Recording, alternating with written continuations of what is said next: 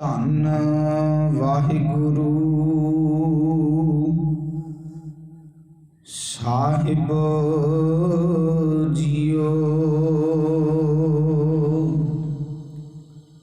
ਹਰ ਤੀਜੜੀ ਲਾਮ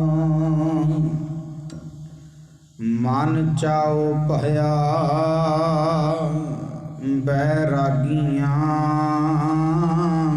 Balram JIO. ਸੰਤ ਜਨਾ ਹਰ ਮੇਲ ਹਰ ਪਾਇਆ ਵਡ ਭਾਗੀਆਂ ਬਲਰਾਮ ਜੀਓ। ਨਿਰਮਲ ਹਰ ਪਾਇਆ ਹਰ ਗੁਣ ਗਾਇਆ। ਮੁਖ ਬੋਲੀ ਹਰ ਬਾਣੀ ਸੰਤ ਜਨਾ ਵਡ ਭਾਗੀ ਪਾਇਆ। ਹਰ ਕਥੀਐ ਅਕਥ ਕਹਾਣੀ ਹਿਰਦੈ ਹਰ ਹਰ ਹਰ ਧੁਨ ਉਪਜੀ। ਹਰ ਜਪੀਐ ਮਸਤਕ ਭਾਗ ਜਿਉ। ਜਨ ਨਾਨਕ ਬੋਲੇ ਤੀਜੀ ਲਾਵੈ ਹਰ ਉਪਜੈ ਮਨ ਬੈਰਾਗ ਜਿਉ। ਜਨ ਨਾਨਕ ਬੋਲੇ ਤੀਜੀ ਲਾਵੈ ਹਰ ਉਪਜੈ ਮਨ ਬੈਰਾਗ ਜਿਉ। ਪਰਮ ਸਤਿਕਾਰਯੋਗ ਪਰਮ ਸਨਮਾਨਯੋਗ ਜੁਗੋ ਜੁਗ ਅਟਲ ਚਵਰ ਛਤਰ ਤਖਤ ਔਰ ਵਖਤ ਦੇ ਮਾਲਕ ਸਾਹਿਬੇ ਕਮਾਲ ਸ਼ਬਦ ਗੁਰੂ ਧੰਨ ਧੰਨ ਸਾਹਿਬ ਸ੍ਰੀ ਗੁਰੂ ਗ੍ਰੰਥ ਸਾਹਿਬ ਜੀਓ ਮਹਾਰਾਜ। ਤਿੰਨਾਂ ਦੀ ਪਾਵਨ ਪਵਿੱਤਰ ਹਜ਼ੂਰੀ ਦਾ ਆਨੰਦ ਮਾਣ ਰਹੇ। ਗੁਰੂ ਪਿਆਰੇ ਗੁਰੂ ਸਵਾਰੇ ਸਤ ਸੰਗੀ ਜਨੋ ਵਡ ਭਾਗੇ ਹਾਂ। ਧੰਨ ਸ੍ਰੀ ਗੁਰੂ ਗ੍ਰੰਥ ਸਾਹਿਬ ਮਹਾਰਾਜ ਜੀ ਦੇ ਹਜ਼ੂਰ ਜੁੜ ਮਿਲ ਬੈਠ ਵਿਚਾਰਾਂ ਸਾਂਝੀਆਂ ਕਰਨ ਦਾ ਸੁਭਾਗਾ ਸਮਾਂ ਪ੍ਰਾਪਤ ਹੋਇਆ ਹੈ। ਅੱਜ ਆਪਾਂ ਧੰਨ ਸ੍ਰੀ ਗੁਰੂ ਰਾਮਦਾਸ ਪਾਤਸ਼ਾਹ ਜੀ ਦਾ ਜੋ ਤੀਜਾ ਪਦਾ ਹੈ ਪਾਵਨ ਸੰਤ ਦਾ ਭਾਵ ਜੋ ਤੀਜੀ ਲਾਮ ਹੈ ਉਸ ਨੂੰ ਸਮਝਣ ਦਾ ਯਤਨ ਕਰਨਾ ਹੈ। ਪਹਿਲੀਆਂ ਦੋ ਲਾਵਾਂ ਦੇ ਵਿੱਚ ਧੰਨ ਸ੍ਰੀ ਗੁਰੂ ਰਾਮਦਾਸ ਪਾਤਸ਼ਾਹ ਜੀ ਨੇ ਜੋ ਪਾਵਨ ਉਪਦੇਸ਼ ਸਾਨੂੰ ਦੇਣਾ ਕੀਤਾ ਹੈ। ਪਹਿਲੀ ਲਾਮ ਦੇ ਅੰਦਰ ਪ੍ਰਵਿਰਤੀ ਕਰਮ ਦੀ ਗੱਲ ਪਾਤਸ਼ਾਹ ਜੀ ਨੇ ਕੀਤੀ ਅਤੇ ਗਿਆਨ ਅਤੇ ਧਰਮ ਨੂੰ ਆਪਣੇ ਜੀਵਨ ਦੇ ਅੰਦਰ ਪੱਕਾ ਕਰਨ ਦੇ ਲਈ ਆਖਿਆ ਹੈ। ਧਰਮ ਤੇ ਗਿਆਨ ਜਦੋਂ ਮਨੁੱਖ ਆਪਣੇ ਜੀਵਨ ਦੇ ਅੰਦਰ ਪੱਕਾ ਕਰ ਲੈਂਦਾ ਹੈ ਤਾਂ ਅਕਾਲ ਪੁਰਖ ਪਰਮਾਤਮਾ ਮਨ ਦੇ ਅੰਦਰ ਮਿੱਠਾ ਲੱਗਣਾ ਸ਼ੁਰੂ ਹੋ ਜਾਂਦਾ ਹੈ। ਇਹ ਹੈ ਜੀਵ ਰੂਪ ਇਸਤਰੀ ਦਾ ਪਹਿਲਾ ਫੇਰਾ, ਪਹਿਲੀ ਲਾਮ ਅਕਾਲ ਪੁਰਖ ਪਰਮਾਤਮਾ ਦੇ ਨਾਲ। ਦੂਜੀ ਲਾਮ ਦੇ ਅੰਦਰ ਧੰਨ ਸ੍ਰੀ ਗੁਰੂ ਰਾਮਦਾਸ ਪਾਤਸ਼ਾਹ ਜੀ ਨੇ ਅਕਾਲ ਪੁਰਖ ਪਰਮਾਤਮਾ ਦੀ ਪ੍ਰਾਪਤੀ ਦੀ ਗੱਲ ਕੀਤੀ ਹੈ ਅਤੇ ਜੀਵਨ ਦੇ ਅੰਦਰ ਗੁਰੂ ਦੇ ਪ੍ਰਤੀ ਅਦਬ ਸਤਿਕਾਰ ਨਿਰਮਲ ਭਉ ਆ ਜਾਣ ਦੀ ਗੱਲ ਕੀਤੀ, ਜਿਸ ਦੇ ਸਦਕਾ ਜੀਵਨ ਦੇ ਵਿੱਚੋਂ ਹਉਮੈ ਦੀ ਮੈਲ ਖਤਮ ਹੋ ਗਈ ਤੇ ਅਕਾਲ ਪੁਰਖ ਪਰਮਾਤਮਾ ਨੂੰ ਆਪਣੇ ਅੰਗ ਸੰਗ ਵਸਦਾ ਵੇਖ ਲਿਆ। ਇਹ ਹੈ ਦੂਜੀ ਲਾਮ ਜੀਵ ਰੂਪ ਇਸਤਰੀ ਦੀ ਅਕਾਲ ਪੁਰਖ ਪਰਮਾਤਮਾ ਦੇ ਨਾਲ। ਅਤੇ ਦੂਜੀ ਲਾਮ ਦੇ ਅੰਦਰ ਬਾਦਸ਼ਾਹ ਜੀ ਨੇ ਆਖਿਆ, ਫਿਰ ਜੀਵਨ ਦੇ ਅੰਦਰ ਅਨਹਦ ਵਾਜੇ, ਇੱਕ ਰਸ ਵਾਜਾ ਉਹ ਵੱਜਣਾ ਸ਼ੁਰੂ ਹੋ ਜਾਂਦਾ ਹੈ। ਆਓ ਇਸ ਤੀਜੇ ਪਦੇ ਨੂੰ ਸਮਝਣ ਤੋਂ ਪਹਿਲਾਂ ਮੁਬਾਰਕ ਫਤਿਹ ਦੇ ਨਾਲ ਸਾਂਝ ਪਾ ਲਈਏ। ਇੱਕੇ ਹੀ ਵਾਰ ਕਹਿਣ ਤੇ ਫਤਿਹ ਪਰਵਾਨੋ ਜੀ, ਗੱਜ ਕੇ ਆਖੋ ਜੀ ਵਾਹਿਗੁਰੂ ਜੀ ਕਾ ਖਾਲਸਾ ਵਾਹਿਗੁਰੂ ਜੀ ਕੀ ਫਤਿਹ। ਧੰਨ ਸ਼੍ਰੀ ਗੁਰੂ ਰਾਮਦਾਸ ਪਾਤਸ਼ਾਹ ਜੀ ਦੇ ਪਾਵਨ ਬਚਨ ਹਨ। ਹਰ ਤੀਜੜੀ ਲਾਵ ਮਨ ਚਾਉ ਭਇਆ, ਬੈਰਾਗੀਆਂ ਬਲਰਾਮ ਜੀਓ। ਹੇ ਰਾਮ ਜੀ, ਮੈਂ ਤੈਥੋਂ ਸਦਕੇ ਹਾਂ, ਤੇਰੀ ਕਿਰਪਾ ਨਾਲ ਵੈਰਾਗਣਾ ਦੇ ਮਨ ਵਿੱਚ ਤੇਰੇ ਮਿਲਾਪ ਲਈ ਤਾਂਘ ਪੈਦਾ ਹੁੰਦੀ ਹੈ। ਤੇਰੀ ਕਿਰਪਾ ਦੇ ਨਾਲ ਜੀਵਨ ਦੇ ਅੰਦਰ ਅਕਾਲ ਪੁਰਖ ਪਰਮਾਤਮਾ ਦੀ ਪ੍ਰਾਪਤੀ ਦੀ ਤਾਂਘ ਪੈਦਾ ਹੁੰਦੀ ਹੈ। ਇਹ ਆਤਮਿਕ ਅਵਸਥਾ ਜੀਵ ਰੂਪ ਇਸਤਰੀ ਦਾ ਤੀਜਾ ਫੇਰਾ ਹੈ ਪਤੀ ਪਰਮਾਤਮਾ ਦੇ ਨਾਲ। ਹੁਣ ਪਾਵਨ ਬਚਨ ਦੇ ਅੰਦਰ ਧੰਨ ਸ਼੍ਰੀ ਗੁਰੂ ਰਾਮਦਾਸ ਪਾਤਸ਼ਾਹ ਜੀ ਨੇ ਦੋ ਗੱਲਾਂ ਸਾਡੇ ਸਾਹਮਣੇ ਰੱਖੀਆਂ ਨੇ, ਇੱਕ ਚਾਹ ਹੈ ਤੇ ਇੱਕ ਵੈਰਾਗ ਹੈ। ਜਦੋਂ ਆਪਾਂ ਧੰਨ ਸ਼੍ਰੀ ਗੁਰੂ ਨਾਨਕ ਸਾਹਿਬ ਪਾਤਸ਼ਾਹ ਜੀ ਦੇ ਪਾਵਨ ਬਚਨ ਗੌੜੀ ਰਾਗ ਦੇ ਅੰਦਰ ਪੜ੍ਹਦੇ ਹਾਂ, 16 ਸਾਹਿਬਾਣੀ ਦੇ ਅੰਦਰ ਵੀ ਆਪਾਂ ਰੋਜ਼ਾਨਾ ਪੜ੍ਹਦੇ ਹਾਂ, ਸ਼ਰਵਣ ਕਰਦੇ ਹਾਂ, ਯਾਦ ਵੀ ਹੋਣਗੇ। ਧੰਨ ਸ਼੍ਰੀ ਗੁਰੂ ਨਾਨਕ ਸਾਹਿਬ ਪਾਤਸ਼ਾਹ ਜੀ ਨੇ ਆਖਿਆ ਕਿ ਜਦੋਂ ਘਰ ਦੇ ਵਿੱਚ ਇੱਕ ਧੀ ਜਨਮ ਲੈਂਦੀ ਹੈ ਤਾਂ ਮਾਪੇ ਕਹਿੰਦੇ ਨੇ ਕੱਲ ਨੂੰ ਇਹਨੇ ਘਰ ਦੇ ਵਿੱਚੋਂ ਚਲੀ ਜਾਣਾ ਹੈ। ਮੈਂ ਪੁਰਾਣੇ ਸਮੇਂ ਦੀ ਗੱਲ ਕਰਾਂ, ਧੰਨ ਸ਼੍ਰੀ ਗੁਰੂ ਨਾਨਕ ਸਾਹਿਬ ਪਾਤਸ਼ਾਹ ਜੀ ਨੇ ਬਖਸ਼ਿਸ਼ ਕੀਤੀ ਕਿ ਸੰਬਤ ਸਾਹਾ ਲਿਖਿਆ, ਮਿਲ ਕਰ ਪਾਵੋ ਤੇਲ, ਦੇਹੋ ਸੱਜਣ ਆਸੀਸੜੀਆਂ, ਜਿਉ ਹੋਵੈ ਸਾਹਿਬ ਸਿਉ ਮੇਲ। ਸੰਬਤ ਕਹਿੰਦੇ ਨੇ ਸਾਲ ਵਰਾ, ਸਾਹ ਭਾਵ ਵਿਆਹੇ ਜਾਣ ਦਾ ਦਿਨ, ਜਿਸ ਦਿਨ ਵਿਆਹ ਰੱਖਿਆ ਜਾਂਦਾ ਸੀ। ਲਿਖਿਆ ਭਾਵ ਮਿਥਿਆ ਹੋਇਆ। ਧੰਨ ਸ਼੍ਰੀ ਗੁਰੂ ਨਾਨਕ ਸਾਹਿਬ ਪਾਤਸ਼ਾਹ ਜੀ ਨੇ ਆਖਿਆ, ਜਦੋਂ ਪੁਰਾਤਨ ਸਮੇਂ ਦੇ ਅੰਦਰ ਧੀ ਘਰ ਦੇ ਵਿੱਚ ਜਨਮ ਲੈਂਦੀ ਸੀ ਨਾ, ਮਾਪੇ ਕਹਿੰਦੇ ਸੀ ਕੱਲ ਨੂੰ ਇਹਨੇ ਘਰ ਦੇ ਵਿੱਚੋਂ ਚਲੀ ਜਾਣਾ, ਭਾਵ ਵਿਆਹੀ ਜਾਣਾ। ਹੁਣ ਜਦੋਂ ਉਮਰ ਵਿਆਹਣ ਦੀ ਹੁੰਦੀ ਸੀ ਨਾ, ਜਦੋਂ ਰਿਸ਼ਤਾ ਕਰ ਲਿਆ ਜਾਂਦਾ ਸੀ ਤਾਂ ਵਿਚੋਲਾ ਆਇਆ ਕਰਦਾ ਸੀ। ਜਦੋਂ ਰਿਸ਼ਤਾ ਹੋ ਜਾਣਾ 5 ਕੁ ਸਾਲ ਵਿਆਹ ਦੇ ਵਿੱਚ ਪਾਏ ਜਾਂਦੇ ਸੀ, ਤਾਂ ਉਸ ਵੇਲੇ ਵਿਚੋਲੇ ਨੇ ਘਰ ਦੇ ਵਿੱਚ ਆਉਣਾ ਤੇ ਪੁੱਛਣਾ ਕਿਹੜੇ ਸਾਲ ਦੇ ਵਿੱਚ ਤੁਸੀਂ ਵਿਆਹ ਕਰੋਗੇ।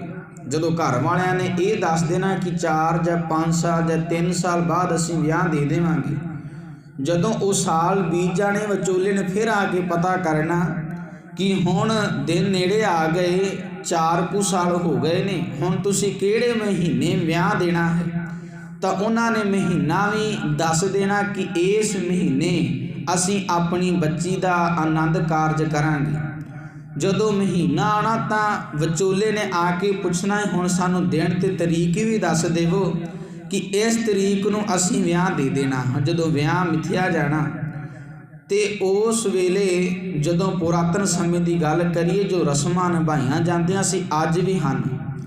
ਜੋ ਬੱਚੀ ਦੇ ਸਿਰ ਦੇ ਵਿੱਚ ਤੇਲ ਪਾਇਆ ਜਾਂਦਾ ਸੀ, ਮਾਈਆਂ ਕਹਿ ਦਿੰਦੇ ਜਿਹਨੂੰ ਆਪਾਂ, ਧੰਨ ਸ਼੍ਰੀ ਗੁਰੂ ਨਾਨਕ ਸਾਹਿਬ ਪਾਤਸ਼ਾਹ ਜੀ ਨੇ ਆਖਿਆ ਉੱਥੇ ਵੀ ਚਾਅ ਤੇ ਵੈਰਾਗ ਦੋਵੇਂ ਚੀਜ਼ਾਂ ਇਕੱਠੀਆਂ ਨੇ। ਸੰਬਤ ਸਾਹਾ ਲਿਖਿਆ, ਮਿਲ ਕਰ ਪਾਵੋ ਤੇਲ, ਦੇਹੋ ਸੱਜਣ ਅਸੀਸੜੀਆਂ, ਜਿਉ ਹੋਵੈ ਸਾਹਿਬ ਸਿਉ ਮੇਲ। ਹੁਣ ਦੇਖੋ ਕਿ ਵਿਆਹ ਤੋਂ ਕੁਝ ਦਿਨ ਪਹਿਲਾਂ ਵਿਆਹ ਵਾਲੀ ਕੁੜੀ ਦੇ ਮਾਈਏ ਪਾਈਦਾ, ਚਾਚੀਆਂ ਤਾਈਆਂ ਸਹੇਲੀਆਂ ਰਲ ਕੇ ਉਸ ਦੇ ਸਿਰ ਵਿੱਚ ਤੇਲ ਪਾਉਂਦੀਆਂ ਸਨ।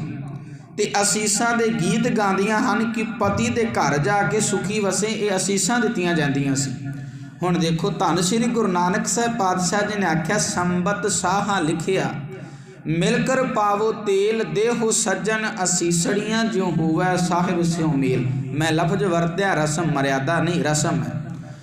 ਤੇ ਪਾਤਸ਼ਾਹ ਜੀ ਨੇ ਆਖਿਆ ਜਦੋਂ ਤੇਲ ਪਾਇਆ ਜਾਂਦਾ ਸੀ ਨਾ, ਤੇਲ ਪਾਉਣ ਤੋਂ ਬਾਅਦ ਜਦੋਂ ਸੁਹਾਗ ਦੇ ਗੀਤ ਗਾਏ ਜਾਂਦੇ ਸੀ ਤਾਂ ਉੱਥੇ ਚਾਅ ਵੀ ਸੀ। ਜਿੱਥੇ ਚਾਅ ਦੇ ਗੀਤ ਗਾਏ ਜਾਂਦੇ ਸੀ ਤੇ ਮਾਈਆਂ ਜਦੋਂ ਲੱਗ ਜਾਂਦਾ ਸੀ, ਉਦੋਂ ਕੁਝ ਬੀਬੀਆਂ ਦੀਆਂ ਅੱਖਾਂ ਦੇ ਵਿੱਚ ਅੱਥਰੂ ਵੀ ਹੁੰਦੇ ਸੀ। ਕਿਉਂ?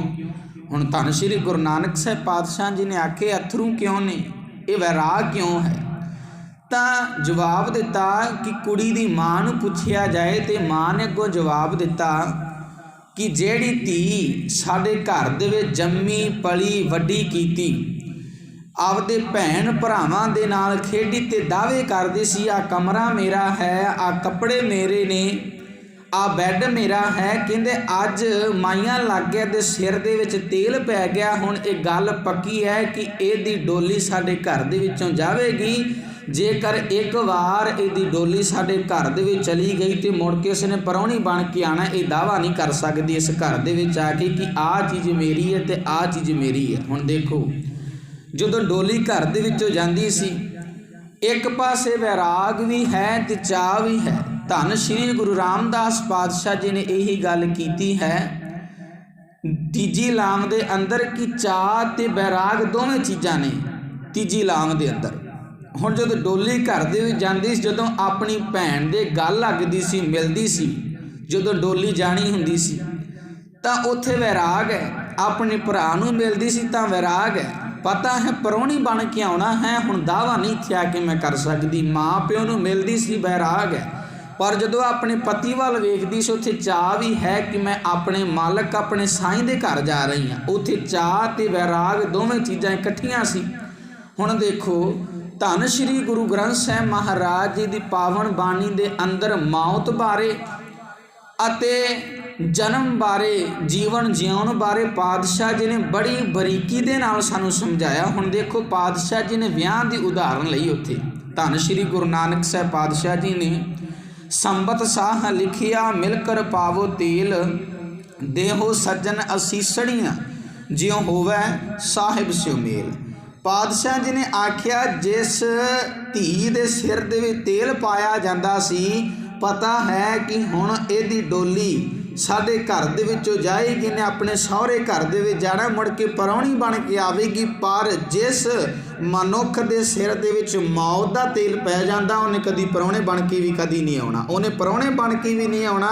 ਜਿਹਨੂੰ ਸੱਦਾ ਪੈ ਗਿਆ, ਜਿਹਨੂੰ ਮੌਤ ਦਾ ਸੱਦਾ ਆ ਗਿਆ, ਜਿਹਦੇ ਸਿਰ ਦੇ ਵਿੱਚ ਮੌਤ ਦਾ ਤੇਲ ਪੈ ਗਿਆ ਨਾ, ਕਹਿੰਦੇ ਉਹਨੇ ਮੁੜ ਕੇ ਕਦੀ ਪ੍ਰਾਹੁਣੇ ਬਣ ਕੇ ਨਹੀਂ ਆਉਣਾ। ਧੀ ਘਰ ਦੇ ਵਿੱਚ ਪ੍ਰਾਹੁਣੇ ਬਣ ਕੇ ਤਾਂ ਆਵੇਗੀ। ਹੁਣ ਦੇਖੋ ਮੌਤ ਅਤੇ ਵਿਆਹ ਦੀ ਗੱਲ ਪਾਤਸ਼ਾਹ ਜੀ ਨੇ ਉਦਾਹਰਨ ਲਈ ਵਿਆਹ ਦੀ। ਹੁਣ ਦੇਖੋ ਵਿਆਹ ਅੱਜ ਕੱਲ੍ਹ 15-15 16-16 ਦਿਨਾਂ ਦੇ ਹੋ ਗਏ, ਕੋਈ 10-10 ਦਿਨਾਂ ਦੇ ਬਣਾ ਕੇ ਬੈਠਾ। ਵਿਆਹ ਦੇ ਕਾਰਡ ਛਪਵਾਏ ਜਾਂਦੇ ਨੇ, ਬਹੁਤ ਕੁਝ ਲਿਖਿਆ ਹੁੰਦਾ, ਅੱਜ ਫਲਾਣੇ ਦਿਨ ਆਹ ਕੰਮ ਕੀਤਾ ਜਾਏਗਾ, ਫਲਾਣੇ ਦਿਨ ਆਹ ਕੰਮ ਕੀਤਾ ਜਾਣਾ। ਜਿਹੜਾ 13 ਦਿਨਾਂ ਦਾ ਕੰਮ ਸੀ ਉਹ 3 ਦਿਨਾਂ ਦਾ ਹੋ ਗਿਆ ਤੇ 3 ਦਿਨਾਂ ਵਾਲਾ ਜਿਹੜਾ 13 ਦਿਨਾਂ ਦਾ ਹੋ ਗਿਆ। ਮੇਰੇ ਕਹਿਣ ਤੋਂ ਭਾਵ ਇਹ ਕਰਮਕਾਂਡ ਨਹੀਂ। ਹੁਣ ਦੇਖੋ ਪਹਿਲੇ ਸਮੇਂ ਦੀ ਆਪਾਂ ਗੱਲ ਕਰੀਏ, ਜੇ ਘਰ ਦੇ ਵਿੱਚ ਕੋਈ ਚੜ੍ਹਾਈ ਕਰਦਾ ਸੀ ਨਾ ਤਾਂ 13 ਦਿਨਾਂ ਬਾਅਦ 10 ਦਿਨਾਂ ਬਾਅਦ ਭੋਗ ਪਾਇਆ ਜਾਂਦਾ ਸੀ। ਭੋਗ ਨੂੰ ਚਾਹੇ 5 ਦਿਨਾਂ ਬਾਅਦ ਪਾ ਲਓ, ਉਹ ਕੋਈ ਗੱਲ ਨਹੀਂ, ਕਰਮਕਾਂਡ ਕੋਈ ਨਹੀਂ। ਪਰ ਮੈਂ ਜੋ ਗੱਲ ਕਰ ਰਿਹਾ, ਹੁਣ ਦੇਖੋ ਜੋ 13 ਦਿਨਾਂ ਦਾ ਕੰਮ ਸੀ ਉਹ 3 ਦਿਨ ਦਾ ਹੋ ਗਿਆ, 3 ਦਿਨਾਂ ਵਾਲਾ 13 ਦਿਨ ਦਾ। ਹੁਣ ਘਰ ਦੇ ਵਿੱਚ ਕੋਈ ਜੀ ਚੜ੍ਹਾਈ ਕਰਦਾ, ਕੋਈ ਬਜ਼ੁਰਗ ਚੜ੍ਹਾਈ ਕਰਦੇ ਨੇ, ਘਰ ਵਾਲੇ ਪਹਿਲੇ ਤਾਂ ਕਹਿੰਦੇ ਨੇ ਖੇੜਾ ਛੁੱਟ ਗਿਆ। ਬਾਅਦ ਦੇ ਵਿੱਚ ਕੀ ਹੁੰਦਾ ਹੈ, ਜਦੋਂ ਅੰਤਿਮ ਸੰਸਕਾਰ ਕੀਤਾ, ਹਜੇ ਅੰਗੀਠਾ ਵੀ ਨਹੀਂ ਸੰਭਾਲਿਆ, ਦੂਜੇ ਦਿਨ ਅਖੰਡ ਪਾਠ ਆਰੰਭ ਕਰਾ ਦੇਣੇ ਕਿ ਅੰਗੀਠਾ ਬਾਅਦ ਦੇ ਵਿੱਚ ਸੰਭਾਲਿਆ ਜਾਏਗਾ। 3-4 ਦਿਨਾਂ ਦੇ ਵਿੱਚ ਕੰਮ ਨਿਬੇੜ ਦਿੱਤਾ ਜਾਂਦਾ। ਮੇਰੇ ਕਹਿਣ ਤੋਂ ਭਾਵ ਪੁਰਾਤਨ ਸਮੇਂ ਦੇ ਅੰਦਰ, ਆਪਾਂ ਪੁਰਾਣੇ ਸਮੇਂ ਦੇ ਅੰਦਰ ਝਾਤ ਮਾਰੀਏ ਤਾਂ ਅੰਗੀਠਾ ਸੰਭਾਲਣ ਤੋਂ ਬਾਅਦ ਸਹਿਜ ਪਾਠ ਰਖਾਇਆ ਜਾਂਦਾ ਸੀ। 10 ਕੁ ਦਿਨ ਸਹਿਜ ਪਾਠ ਨੂੰ ਵੀ ਲੱਗਦੇ ਸੀ ਕਿ ਘਰਾਂ ਦੇ ਅੰਦਰ ਸਹਿਜ ਪਾਠ ਰਖਾਵਾਂਗੇ ਤਾਂ ਜਾਣ ਵਾਲਾ ਤਾਂ ਸੁਨੇਹਾ ਸਾਨੂੰ ਦੇ ਗਿਆ ਕਿ ਰਹਿਣਾ ਤੁਸੀਂ ਵੀ ਨਹੀਂ, ਜੇਕਰ ਮੈਂ ਨਹੀਂ ਰਿਹਾ ਤਾਂ ਕੀ ਪਤਾ ਸਾਡਾ ਇਹ ਅਵੈੜਾ ਮਨ ਹੈ ਜਿਹੜਾ ਮੰਨਦਾ ਕਿਸੇ ਦੀ ਨਹੀਂ, ਇਹਨੂੰ ਸਮਝ ਹੀ ਆ ਜਾਵੇ ਕਿਤੇ ਸਹਿਜ ਪਾਠ ਸੁਣ ਕੇ। ਤੇ ਸਹਿਜ ਪਾਠ ਤਾਂ ਸੁਣੀ ਅਸੀਂ ਧਿਆਨ ਦੇ ਨਾਲ ਬਹਿ ਕੇ ਕਿ ਗੁਰਬਾਣੀ ਸਾਨੂੰ ਕਹਿ ਕਿ ਕਰਮ ਕਾਂਡ ਕੋਈ ਨਹੀਂ, ਮੈਂ ਪਹਿਲਾਂ ਕਹਿ ਦਿੱਤਾ, ਚਾਹੇ 10ਵੇਂ ਤੇ ਪਾ ਲਓ, ਚਾਹੇ 7ਵੇਂ ਤੇ ਪਾ ਲਓ, ਚਾਹੇ 5ਵੇਂ ਤੇ ਪਾ ਲਓ। ਹੁਣ ਧੰਨ ਸ਼੍ਰੀ ਗੁਰੂ ਰਾਮਦਾਸ ਪਾਤਸ਼ਾਹ ਜੀ ਨੇ ਤੀਜੀ ਲਾਮ ਦੇ ਅੰਦਰ ਸਾਨੂੰ ਸਮਝਾਇਆ, ਹਰ ਤੀਜੜੀ ਲਾਮ ਮਨ ਚਾਓ ਭਇਆ ਬੈਰਾਗੀਆਂ ਬਲਰਾਮ ਜੀਓ। ਚਾਅ ਤੇ ਬੈਰਾਗ ਦੀ ਗੱਲ ਕੀਤੀ। ਹੁਣ ਜਿਹੜੇ ਕੰਮ ਚਾਅ ਦੇ ਨਾਲ ਮਨ ਕਰਕੇ ਕੀਤੇ ਜਾਂਦੇ ਨੇ ਉਹ ਸਿਰੇ ਚੜ੍ਹਦੇ ਨੇ, ਦੂਜੇ ਨਹੀਂ। ਪਾਤਸ਼ਾਹ ਜੀ ਨੇ ਬਾਣੀ ਦੇ ਅੰਦਰ ਵੀ ਕਲੀਅਰ ਕੀਤਾ ਹੈ, ਬੱਦਾ ਚੱਟੀ ਜੋ ਭਰੇ ਨਾ ਗੁਣ ਨਾ ਉਪਕਾਰ, ਸੇਤੀ ਖੁਸ਼ੀ ਸਵਾਰੀ ਹੈ ਨਾਨਕ ਕਾਰਜ ਸਾਰ। ਬੱਦਾ ਚੱਟੀ ਦੇ ਨਾਲ ਕੀਤਾ ਹੋਇਆ ਕੰਮ ਕਿਸੇ ਵੀ ਲੇਖੇ ਨਹੀਂ। ਹੁਣ ਬੰਦਾ ਜੇਕਰ ਮਨ ਕਰਕੇ ਕੋਈ ਵੀ ਕੰਮ ਕਰਦਾ ਹੈ ਚਾਅ ਦੇ ਨਾਲ, ਉਹ ਕੰਮ ਕੀਤਾ ਹੋਇਆ ਸਫਲ ਹੋ ਜਾਂਦਾ ਹੈ। ਹੁਣ ਬੰਦਾ ਕਈ ਵਾਰ ਦੇਖੋ 8-8, 10-10, 15-15 ਕਿਲੋਮੀਟਰ ਸੈਰ ਜੋ ਵਾਕ ਹੈ ਉਹ ਕਰਕੇ ਆਉਂਦਾ ਹੈ, ਕੋਈ ਪਰਵਾਹ ਨਹੀਂ। ਜਦੋਂ ਘਰ ਦੇ ਵਿੱਚ ਕੋਈ ਕੰਮ ਕੋਈ ਜੀ ਕਹਿ ਦੇਵੇ ਨਾ, ਫਿਰ ਬੰਦਾ ਸੋਚਦਾ ਕਿ ਮੈਨੂੰ ਸਾਧਨ ਚਾਹੀਦਾ ਕੋਈ, ਜਾਂ ਕੋਈ ਫਲਾਣਾ ਬੰਦਾ ਮੈਨੂੰ ਲਿਫਟ ਦੇ ਦੇਵੇ ਤਾਂ ਮੈਂ ਕੰਮ ਕਰਕੇ ਆਵਾਂਗਾ। ਭਾਵੇਂ ਚਾਹ ਨਹੀਂ, ਜੇਕਰ ਚਾਹ ਹੋਵੇਗਾ ਤਾਂ ਪੈਦਲ ਵੀ ਚਲਾ ਜਾਏਗਾ, ਨਹੀਂ ਤਾਂ ਨਹੀਂ ਜਾਂਦਾ। ਹੁਣ ਧੰਨ ਸ਼੍ਰੀ ਗੁਰੂ ਰਾਮਦਾਸ ਪਾਤਸ਼ਾਹ ਜੀ ਨੇ ਆਖਿਆ, ਹਰ ਤੀਜੜੀ ਲਾਮ ਮਨ ਚਾਓ ਭਇਆ ਬੈਰਾਗੀਆਂ ਬਲਰਾਮ ਜੀਓ। ਜਦੋਂ ਆਪਾਂ ਬੈਰਾਗ ਬਾਰੇ ਪੜ੍ਹਦੇ ਹਾਂ ਤਾਂ ਧੰਨ ਸ਼੍ਰੀ ਗੁਰੂ ਅਰਜਨ ਸਾਹਿਬ ਪਾਤਸ਼ਾਹ ਜੀ ਦੇ ਪਾਵਨ ਬਚਨ ਹਨ, ਮਨ ਬੈਰਾਗ ਭਇਆ ਦਰਸ਼ਨ ਦੇਖਣੇ ਕਾ ਚਾਓ ਧਨ ਸੋ ਤੇਰਾ ਥਾਨ। ਉਹ ਮਨੁੱਖ ਭਾਗਾਂ ਵਾਲਾ ਹੈ ਜਿਹਦੇ ਮਨ ਵਿੱਚ ਪਿਆਰ ਪੈਦਾ ਹੋ ਗਿਆ, ਜਿਸ ਦੇ ਮਨ ਵਿੱਚ ਤੇਰੇ ਦਰਸ਼ਨਾਂ ਦੀ ਤਾਂਘ ਪੈਦਾ ਹੋਈ, ਉਹ ਮਨੁੱਖ ਭਾਗਾਂ ਵਾਲਾ ਹੈ। ਮਨ ਬੈਰਾਗ ਭਇਆ ਦਰਸ਼ਨ ਦੇਖਣੇ ਕਾ ਚਾਓ। ਤੇ ਪਾਤਸ਼ਾਹ ਜੀ ਨੇ ਇਹ ਵੀ ਆਖਿਆ, ਗੁਰੂ ਅਰਜਨ ਸਾਹਿਬ ਪਾਤਸ਼ਾਹ ਜੀ ਨੇ, ਮਨ ਕਿਉਂ ਬੈਰਾਗ ਕਰੇਂਗਾ, ਸਤਿਗੁਰ ਮੇਰਾ ਪੂਰਾ ਮਨਸ਼ਾ ਕਾ ਦਾਤਾ ਸਭ ਸੁਖ ਨਿਧਾਨ, ਅੰਮ੍ਰਿਤ ਸਰ ਸਦ ਹੀ ਭਰਪੂਰਾ। ਮੇਰੇ ਮਨ ਕਿਉਂ ਘਬਰਾਉਣਾ, ਯਕੀਨ ਰੱਖ ਤੇਰੇ ਸਿਰ ਉੱਤੇ ਆਸਰਾ ਸਤਿਗੁਰੂ ਹੈ, ਉਹ ਤੇਰਾ ਰੱਖ ਹੈ, ਤੇਰੀ ਸੰਭਾਲ ਕਰ ਰਿਹਾ ਹੈ। ਹੁਣ ਗੁਰੂ ਅਮਰਦਾਸ ਪਾਤਸ਼ਾਹ ਜੀ ਨੇ ਆਸਾ ਰਾਗ ਦੇ ਅੰਦਰ ਆਖਿਆ, ਮੇਰੇ ਮਨ ਬੈਰਾਗੀਆ, ਤੂੰ ਬੈਰਾਗ ਕਰ ਕਿਸ ਦਿਖਾਵੇਂ। ਵਰਾਗ ਵਿੱਚ ਆਏ ਹੋਏ ਮੇਰੇ ਮਨ, ਤੂੰ ਵਰਾਗ ਕਰਕੇ ਕਿਹਨੂੰ ਵਿਖਾ ਰਿਹਾ ਹੈ। ਇਸ ਉੱਪਰੋਂ ਵਿਖਾਏ ਹੋਏ ਵਰਾਗ ਪਿਆਰ ਨਾਲ ਤੇਰੇ ਅੰਦਰ ਆਤਮਿਕ ਆਨੰਦ ਨਹੀਂ ਬਣ ਸਕਦਾ। ਆਤਮਿਕ ਆਨੰਦ ਕਦੋਂ ਬਣਨਾ ਹੈ, ਜਦੋਂ ਮਨ ਕਰਕੇ ਅਕਾਲ ਪੁਰਖ ਪਰਮਾਤਮਾ ਦੇ ਨਾਲ ਸਾਡੀ ਪ੍ਰੀਤ ਪੈ ਜਾਵੇਗੀ। ਜੇਕਰ ਮਨ ਕਰਕੇ ਗੁਰੂ ਦੇ ਨਾਲ ਪਿਆਰ ਹੈ, ਸਾਡੀ ਪ੍ਰੀਤ ਹੈ, ਤਾਂ ਪਾਤਸ਼ਾਹ ਜੀ ਨੇ ਆਖਿਆ ਤੇਰੇ ਜੀਵਨ ਦੇ ਅੰਦਰ ਆਨੰਦ ਬਣੇਗਾ, ਨਹੀਂ ਤਾਂ ਨਹੀਂ। ਮੇਰੇ ਮਨ ਬੈਰਾਗੀਆ, ਤੂੰ ਬੈਰਾਗ ਕਰ ਕਿਸ ਦਿਖਾਵੇਂ। ਤੇ ਭਗਤ ਕਬੀਰ ਜੀ ਨੇ ਆਖਿਆ, ਸੰਤੋ ਮਨ ਪਾਵਣੈ ਸੁਖ ਬਣਿਆ, ਕਿਛ ਜੋਗ ਪ੍ਰਾਪਤ ਗਨਿਆ, ਗੁਰ ਦਿਖਲਾਈ ਮੋਰੀ ਜਿਤ ਮਿਰਗ ਪੜਤ ਹੈ ਚੋਰੀ। ਗੱਲ ਕਰ ਰਹੇ ਸੀ ਮਨ ਦੀ ਕਿ ਉੱਪਰੋਂ ਕੀਤਾ ਹੋਇਆ ਵੈਰਾਗ ਕਰਕੇ ਕਿਹਨੂੰ ਵਿਖਾ ਰਹੇ। ਗੁਰੂ ਅਮਰਦਾਸ ਪਾਤਸ਼ਾਹ ਜੀ ਨੇ ਆਖਿਆ, ਇਸ ਉੱਪਰੋਂ ਕੀਤੇ ਹੋਏ ਵੈਰਾਗ ਦੇ ਨਾਲ ਅੰਦਰ ਆਤਮਿਕ ਆਨੰਦ ਨਹੀਂ ਬਣ ਜਾਣਾ, ਪਿਆਰ ਮਨ ਕਰਕੇ ਤੇਰਾ ਗੁਰੂ ਦੇ ਨਾਲ ਹੋਣਾ ਚਾਹੀਦਾ। ਭਗਤ ਕਬੀਰ ਜੀ ਨੇ ਆਖਿਆ, ਸੰਤੋ ਮਨ ਪਵਨ ਸੁਖ ਬਣਿਆ, ਕਿਛ ਜੋਗ ਪ੍ਰਾਪਤ ਗਣਿਆ। ਕਿ ਮੇਰੇ ਪਾਉਣ ਵਰਗੇ ਚੰਚਲ ਮਨ ਨੇ, ਹਵਾ ਵਰਗੇ ਚੰਚਲ ਮਨ ਨੂੰ ਹੁਣ ਸੁੱਖ ਮਿਲ ਗਿਆ ਹੈ। ਪਹਿਲਾਂ ਚੰਚਲ ਸੀ, ਜਿਵੇਂ ਹਵਾ ਇੱਕ ਥਾਂ ਤੋਂ ਦੂਜੀ ਥਾਂ 'ਤੇ ਜਾਂਦੀ ਹੈ ਤੇਜ਼ੀ ਨਾਲ, ਇਹ ਮਨ ਵੀ ਬਹੁਤ ਦੌੜ ਭੱਜ ਕਰਦਾ ਸੀ। ਮਨ ਕਰਕੇ ਪਾਤਸ਼ਾਹ ਜੀ ਨੇ ਬਾਣੀ ਦੇ ਅੰਦਰ ਬਹੁਤ ਸਮਝਾਇਆ, ਸੰਤੋ ਮਨ ਪਵਨ ਸੁਖ ਬਣਿਆ। ਇਹ ਪਹਿਲਾਂ ਚੰਚਲ ਸੀ ਹਵਾ ਵਾਂਗ, ਹੁਣ ਇਹਨੂੰ ਸੁੱਖ ਮਿਲ ਗਿਆ। ਕਿਛ ਜੋਗ ਪ੍ਰਾਪਤ ਗਣਿਆ, ਪ੍ਰਾਪਤ ਭਾਵ ਹਾਸਲ ਕਰਨ ਜੋਗਾ। ਭਗਤ ਕਬੀਰ ਜੀ ਨੇ ਆਖਿਆ, ਹੁਣ ਇਹ ਮਨ ਪਰਮਾਤਮਾ ਦਾ ਮਿਲਾਪ ਹਾਸਲ ਕਰਨ ਜੋਗਾ ਥੋੜ੍ਹਾ ਬਹੁਤ ਸਮਝਿਆ ਜਾ ਸਕਦਾ ਕਿ ਹੁਣ ਕੁਝ ਨਾ ਕੁਝ ਪ੍ਰਾਪਤ ਕਰ ਲਏਗਾ। ਪਹਿਲਾਂ ਪ੍ਰਾਪਤ ਕਿਉਂ ਨਹੀਂ ਹੋ ਰਿਹਾ ਸੀ, कि ये चंचल सी, प्रवृत्ति कर्म नहीं सी जीवन के अंदर, निर्मल भाव अदब सत्कार जीवन के अंदर नहीं सी, ज्ञान ते धर्म नूं अपने जीवन के अंदर पक्का नहीं सी कीता, ना पहली लाम हुई सी ना दूजी हुई सी, तीजी चौथी की की आपां गल कर सकते हैं। तो पातशाह जी ने आखिया भगत कबीर जी ने कि पहला ये चंचल सी ते हुण ये कुछ ना कुछ हासिल करन जोगा हो गया। गुर दिखलाई मोरी प्राप्त करन जोगा कीता किन्ने आ? गुरु ने कीता। गुर दिखलाई मोरी, क्योंकि सतगुरु ने वो कमजोरी विखा दी जित मिर्ग पड़त है चोरी, जिस करके कामादिक पशु अडोल ही मैनू आद पाउंदे सी, बुरियाई मैनू आके दब लैंदी सी। कहंदे गुरु ने कमजोरी विखा दी मैनू, ते भगत कबीर जी ने आख्या हुण ये कुछ ना कुछ प्राप्त करन जोगा हो गया है। जदों आपां मन की आपां गल करदे हां तां पातशाह जी ने बाणी दे अंदर मन बारे आख्या कि मन बहुत है, मन दाता मन मंगता, कि मन कदी मंगता है कदी ये दानी बन जाता है, कि ये बहुत कुछ करता है। धन श्री गुरु नानक साहब पातशाह जी के पावन बचन ਹਨ। मन जोगी मन भोगिया, मन मूरख गवार, मन दाता मन मंगता, मन सिर गुर करतार, पंच मार सुख पाया ऐसा ब्रह्म विचार। पहला कामादिक पशु आके दबा लेंदे सी, ते जदों ये मर गए तां गुरु की बरकत दे नाल जीवन दे अंदर सुख हो गया। हुण तीजी लां दे अंदर धन श्री गुरु रामदास पातशाह जी ने आख्या है, हर तीजड़ी लाम मन चाओ भया, बैरागियां बल राम जियो। हे राम जी, हे सोहणे राम जी, मैं तेथों सदके हाँ। क्यों? क्योंकि तेरी मेहर नाल वैरागना दे मन विच तेरे मिलाप लई तांग पैदा हुंदी है। जिहड़ी तेरे नाल प्यार करन वालियां ने जीव रूप इस्त्रियां, उन्हां दे मन विच तेरे मिलाप लई तांग पैदा हुंदियां, मैं तेथों सदके हाँ। ये आत्मक अवस्था जिहड़ी बनी है, पातशाह जी ने आख्या ये है जीव रूप इस्त्री दी तीजी लाम पति परमात्मा दे नाल। संत जना हर मेल हर पाया, वड भागियां बल राम जियो। जिन्हां वड्डे भागां वाले मनुखां नूं संत जनां दा मिलाप हासल हुंदा है।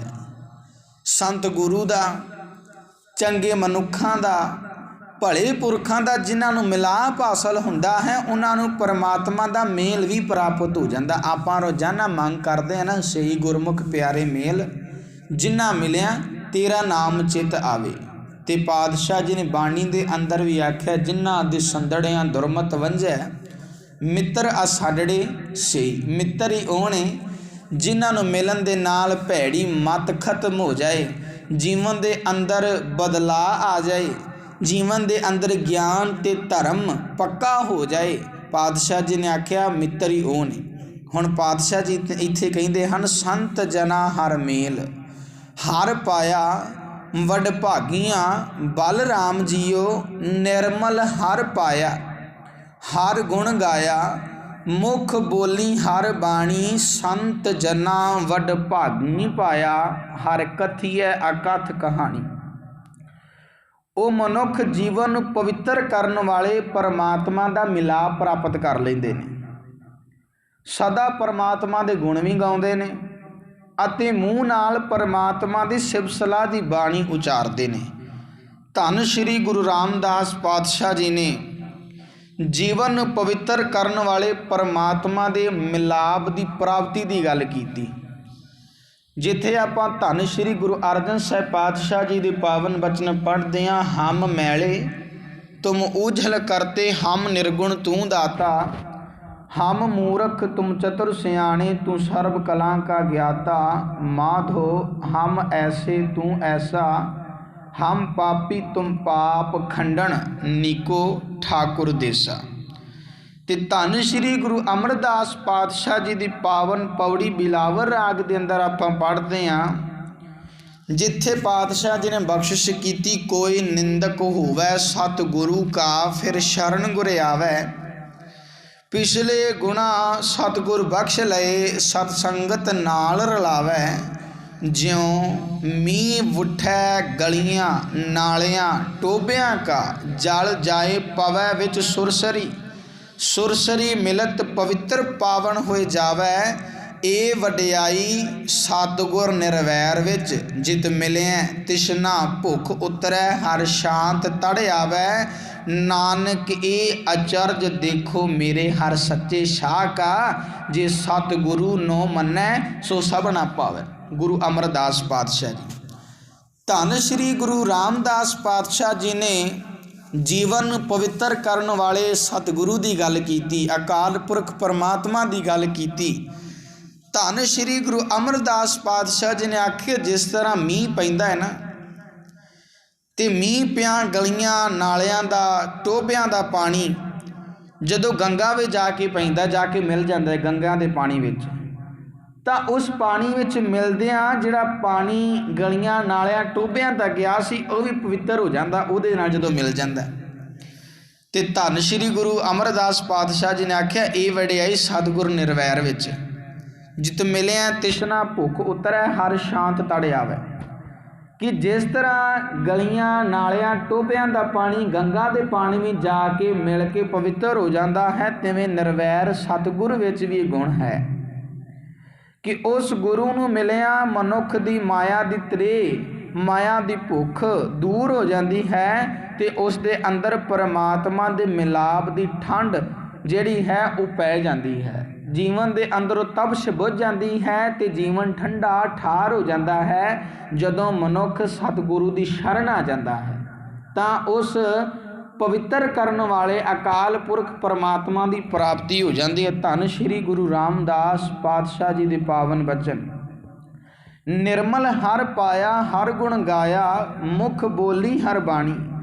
पवित्र करने वाले, जीवन साफ सुथरा करने वाले अकाल पुरख परमात्मा की प्राप्ति कर लेंदे ने वो मनुख जिन्हों चंगी संगत प्राप्त हो जाती है। जेकर मनुख माड़ी संगत ही करता रहे, कुसंगत ही करता रहे, तो भगत कबीर जी के पावन बचन आप पढ़ते हैं, जिथे भगत कबीर जी ने श्लोक के अंदर फरमाया, कबीर निर्मल बूंद आकाश की, पर गई भूम विकार, बिन संगत एओ मानी होई गई पाठशार। भगत कबीर जी ने आख्या कि वर्खा जद होंदी ना, जो मींह पैंदा है, आकाश तो मींह की जो साफ बूंद नकारी धरती विच डिग पए, भूम विकार भाव नकारी धरती विच। जेकर मींह पैण ते वर्खा की बूंद जो साफ सुथरी होंदी है, वो नकारी धरती विच डिग पई, कहंदे बिन संगत इयों मानी होई गई पाठशार। ते भगत कबीर जी ने आख्या, वो किसे दा कुछ सवार ना सकी। जेकर नकारी धरती उत्ते डिगी तो किसे दा कुछ ना सवार सकी, सगों होया कि वो आम भी उस बलदे भाठे की सुवाह विच सुवाह हो गई, वो भट्ठ की सुवाह हो गई। यही हाल संगत तो बिना मनुख का होंदा है। जेकर चंगी संगत ना मिले ना, तो मनुख का जीवन भी बर्बाद हो जाता है। परम पवित्र परमात्मा जीवन पवित्र करने वाला, कहते परम पवित्र परमात्मा दी अंश जीव जन्म लैके जे कुछ संग विच फस गया है, तो अकाल पुरख परमात्मा दी जोत ही ना। मन तू जोत स्वरूप है, अपना मूल पछाण मन हरजी तेरे नाल है, गुरमती रंग मान है, तो उसे दा भेजिया होया जीव ओदी अंशी है ना। कहो कबीर हम राम की अंश है, तो अंश ओदी है।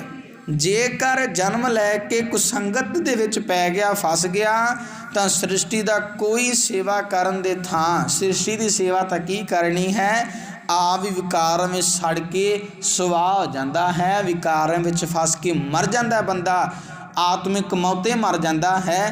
तो धन श्री गुरु रामदास पातशाह जी ने आख्या, निर्मल हर पाया हर गुण गाया, मुख बोली हर बाणी। संत जना वडभागी पाया, हर कथिया कथ कहानी। संगत की गल की ते भगत कबीर जी ने आख्या है कि जिस तरह वर्खा होने ते निर्मल बूंद साफ सुथरी बूंद नकारी धरती ते डिग पाओ, किसका कुछ नहीं सवारदी, अपना आप ही गवा बैठती है। तो इस तरह मनुख का हाल हुंदा है। ਧੰਨ ਸ਼੍ਰੀ ਗੁਰੂ ਰਾਮਦਾਸ ਪਾਤਸ਼ਾਹ ਜੀ ਦੇ ਪਾਵਨ ਬਚਨ। ਨਿਰਮਲ ਹਰ ਪਾਇਆ ਹਰ ਗੁਣ ਗਾਇਆ, ਮੁਖ ਬੋਲੀ ਹਰ ਬਾਣੀ, ਸੰਤ ਜਨਾ ਵਡਭਾਗੀ ਪਾਇਆ, ਹਰ ਕਥੀਏ ਅਕਥ ਕਹਾਣੀ। ਉਹ ਵਡਭਾਗੀ ਮਨੁੱਖ ਸੰਤ ਜਨਾਂ ਦੀ ਸੰਗਤ ਵਿੱਚ ਪਰਮਾਤਮਾ ਦਾ ਮਿਲਾਪ ਪ੍ਰਾਪਤ ਕਰ ਲੈਂਦੇ ਨੇ। ਅਕਥ ਪਰਮਾਤਮਾ ਦੀ ਸਿਫਤ ਸਲਾਹ ਸਦਾ ਕਰਦੇ ਰਹਿਣਾ ਚਾਹੀਦਾ। ਅਕਥ ਕਹਾਣੀ ਪਦ ਨਿਰਬਾਣੀ, ਕੋ ਵਿਰਲਾ ਗੁਰਮੁਖ ਬੂਝੇ, ਕੋਈ ਵਿਰਲਾ ਹੀ ਬੁੱਝਦਾ ਤੇ ਅਕਾਲ ਪੁਰਖ ਪਰਮਾਤਮਾ ਦੀ ਸਿਫਤ ਸਲਾਹ ਕਰਦਾ। ਹਿਰਦੈ ਹਾਰ ਹਾਰ ਹਾਰ ਧੁਨੀ ਉਪਜੀ, ਹਰ ਜਪੀਐ ਮਸਤਕ ਭਾਗ, ਜਿਉ ਜਨ ਨਾਨਕ ਬੋਲੇ ਤੀਜੀ ਲਾਵੈ, ਹਰ ਉਪਜੈ ਮਨ ਬੈਰਾਗ ਜਿਉ। ਹੁਣ ਅਖੀਰਲੀਆਂ ਪੰਕਤੀਆਂ ਦੇ ਅੰਦਰ ਧੰਨ ਸ਼੍ਰੀ ਗੁਰੂ ਰਾਮਦਾਸ ਪਾਤਸ਼ਾਹ ਜੀ ਨੇ ਫਰਮਾਇਆ, ਹਿਰਦੈ ਹਾਰ ਹਾਰ ਹਾਰ ਧੁਨੀ ਉਪਜੀ।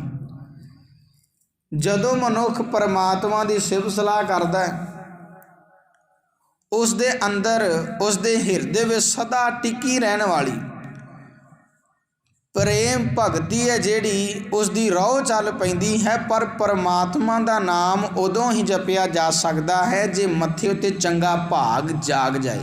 ਜੇਕਰ ਕਰਮ ਚੰਗੇ ਹੋਣਗੇ ਤਾਂ ਹੀ ਨਾਮ ਜਪਿਆ ਜਾਏਗਾ। ਹੁਣ ਦੇਖੋ ਗੱਲ ਸਮਝਣ ਵਾਲੀ ਹੈ। ਧੰਨ ਸ਼੍ਰੀ ਗੁਰੂ ਰਾਮਦਾਸ ਪਾਤਸ਼ਾਹ ਜੀ ਨੇ ਆਖਿਆ, ਹਿਰਦੈ ਹਾਰ ਹਾਰ ਹਾਰ ਧੁਨੀ ਉਪਜੀ, ਕਿ ਹੁਣ ਅੰਦਰ ਪ੍ਰੇਮਾ ਭਗਤੀ ਦੀ ਰੋਹ ਹੈ ਜਿਹੜੀ ਉਹ ਚੱਲ ਪਈ। ਤੇ ਪਹਿਲਾਂ ਕਿਉਂ ਨਹੀਂ ਚੱਲਦੀ ਸੀ? ਪਹਿਲਾਂ ਕੀ ਸੀ? ਪਹਿਲਾਂ ਕੀ ਸੀ? ਹਰ ਹਰ ਕਰੈ ਨਿਤ ਕਪਟ ਕਮਾਵੈ, ਹਿਰਦਾ ਸ਼ੁੱਧ ਨ ਹੋਈ। ਹਰ ਹਰ ਤਾਂ ਪਹਿਲਾਂ ਵੀ ਕੀਤਾ ਜਾ ਰਿਹਾ ਸੀ। ਰਾਮ ਰਾਮ ਸਭ ਕੋ ਕਹੈ, ਕਹੈ ਰਾਮ ਨਾ ਹੋਏ। ਹਰ ਹਰ ਤਾਂ ਪਹਿਲਾਂ ਵੀ ਕੀਤਾ ਜਾ ਰਿਹਾ ਸੀ, ਪਰ ਅੰਦਰ ਉਹ ਵਾਜਾ ਵੀ ਨਹੀਂ ਸੀ ਵੱਜਿਆ ਜਿਹਦੀ ਗੱਲ ਗੁਰੂ ਰਾਮਦਾਸ ਪਾਤਸ਼ਾਹ ਜੀ ਨੇ ਕੀਤੀ ਹੈ। ਨਾ ਹੀ ਅੰਦਰ ਹਰ ਹਰ ਹਰ ਧੁਨ ਉਪਜੀ, ਇਹ ਧੁਨ ਵੀ ਨਹੀਂ ਉਪਜਦੀ ਪਈ ਸੀ, ਕਿਉਂਕਿ ਸਿਰਫ ਗਲੇ ਤੋਂ ਉੱਪਰ ਹਰ ਹਰ ਕਰਦਾ ਸੀ। ਜੀਵਨ ਦੇ ਅੰਦਰ ਬਿਲਕੁਲ ਕੁਝ ਨਹੀਂ ਸੀ। ਹਰ ਹਰ ਕਰਾ ਨਿਤ ਕਪਟ ਕਮਾਵੇਂ, ਨਾਲ ਕਪਟ ਵੀ ਕਮਾਈ ਜਾ ਰਿਹਾ ਸੀ। ਪਰ ਹੁਣ ਗੁਰੂ ਨੇ ਕਿਰਪਾ ਕੀਤੀ, ਪ੍ਰਵਿਰਤੀ ਕਰਮ ਜੀਵਨ ਦੇ ਅੰਦਰ ਦਰੜਾ ਦਿੱਤਾ, ਜਿਸ ਦੇ ਸਦਕਾ ਧਰਮ ਨੂੰ ਤੇ ਗਿਆਨ ਨੂੰ ਆਪਣੀ ਜੀਵਨ ਦੇ ਅੰਦਰ ਪੱਕਾ ਕੀਤਾ। ਆਪਣੇ ਜੀਵਨ ਦੇ ਅੰਦਰ ਗੁਰੂ ਦੇ ਪ੍ਰਤੀ ਅਦਬ ਸਤਿਕਾਰ ਲੈ ਕੇ ਆਇਆ। ਤੇ ਪਾਤਸ਼ਾਹ ਜੀ ਨੇ ਫਿਰ ਆਖਿਆ, ਹਿਰਦੈ ਹਾਰ ਹਾਰ ਹਾਰ ਧੁਨੀ ਉਪਜੀ, ਹਰ ਜਪੀਆ ਮਸਤਕ ਭਾਗ ਜੀਓ। ਤੇ ਫਿਰ ਵੱਡਿਆਂ ਭਾਗਾਂ ਵਾਲਾ ਬਣਿਆ ਜਦੋਂ ਭਾਗ ਜਾਗ ਗਏ। ਹੁਣ ਦੇਖੋ ਕਈ ਵਾਰ ਮਨੁੱਖ ਪਿਛਲੇ ਜਨਮ ਦੀ ਗੱਲ ਕਰਦਾ ਹੈ ਕਿ ਫਲਾਣੇ ਬੰਦੇ ਨੇ ਪਿਛਲੇ ਕਰਮ ਚੰਗੇ ਕੀਤੇ ਹੋਣਗੇ ਤਾਂ ਜੋ ਸੋਹਣਾ ਜੀਵਨ ਬਤੀਤ ਕਰ ਰਿਹਾ। ਫਲਾਣੇ ਬੰਦੇ ਨੇ ਮਾੜੇ ਕਰਮ ਕੀਤੇ ਹੋਣਗੇ ਤਾਂ ਇਹਨੂੰ ਕੁਝ ਸਹਿਣਾ ਪੈ ਰਿਹਾ ਹੈ। ਅਸੀਂ ਇਸ ਜੀਵਨ ਦੀ ਗੱਲ ਕਿਉਂ ਨਹੀਂ ਕਰਦੇ? ਜਿਹੜਾ ਅਸੀਂ ਜੀਵਨ ਬਤੀਤ ਕਰ ਰਹੇ ਹਾਂ ਵਰਤਮਾਨ, ਉਹਦੀ ਗੱਲ ਅਸੀਂ ਨਹੀਂ ਕਰਦੇ, ਪਿੱਛੇ ਅੱਗੇ ਟੁਰੇ ਫਿਰਦੇ ਹਾਂ। ਤੇ ਧੰਨ ਸ਼੍ਰੀ ਗੁਰੂ ਰਾਮਦਾਸ ਪਾਤਸ਼ਾਹ ਜੀ ਨੇ ਆਖਿਆ ਕਿ ਹਿਰਦੈ ਹਾਰ ਹਾਰ ਹਾਰ ਧੁਨ ਉਪਜੀ, ਜੇਕਰ ਤੂੰ ਕਪਟ ਨਾ ਕਮਾਵੇਂ, ਜੋ ਗੱਲ ਜ਼ੁਬਾਨ ਤੋਂ ਕਹਿਣਾ ਹੈ, ਜੋ ਕਥਨੀ ਤੇ ਕਰਨੀ ਦਾ ਜੇਕਰ ਤੂੰ ਪੂਰਾ ਹੋ ਗਿਆ ਤਾਂ ਤੇਰੇ ਮੱਥੇ ਉੱਤੇ ਚੰਗੇ ਭਾਗ ਜਿਹੜੇ ਉਹ ਜਾਗ ਸਕਦੇ ਨੇ, ਅੱਜ ਵੀ ਜਾਗ ਸਕਦੇ ਨੇ, ਜੇਕਰ ਤੂੰ ਕਰਮ ਚੰਗੇ ਕਰੇਗਾ। ਹਿਰਦੈ ਹਾਰ ਹਾਰ ਹਾਰ ਧੁਨ ਉਪਜੀ, ਹਰ ਜਪੀਐ ਮਸਤਕ ਭਾਗ, ਜਿਉ ਜਨ ਨਾਨਕ ਬੋਲੇ ਤੀਜੀ ਲਾਵੈ, ਹਰ ਉਪਜੈ ਮਨ ਬੈਰਾਗ ਜਿਉ।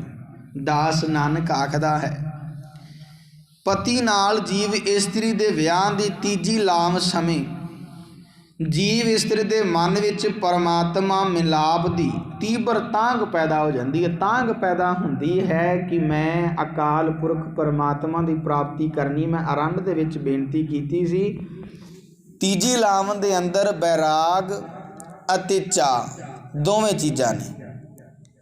ਤੇ ਨਾਲ ਉਦਾਹਰਨ ਆਪਾਂ ਧੰਨ ਸ਼੍ਰੀ ਗੁਰੂ ਨਾਨਕ ਸਾਹਿਬ ਪਾਤਸ਼ਾਹ ਜੀ ਦੀ ਵੀ ਲਈ ਹੈ।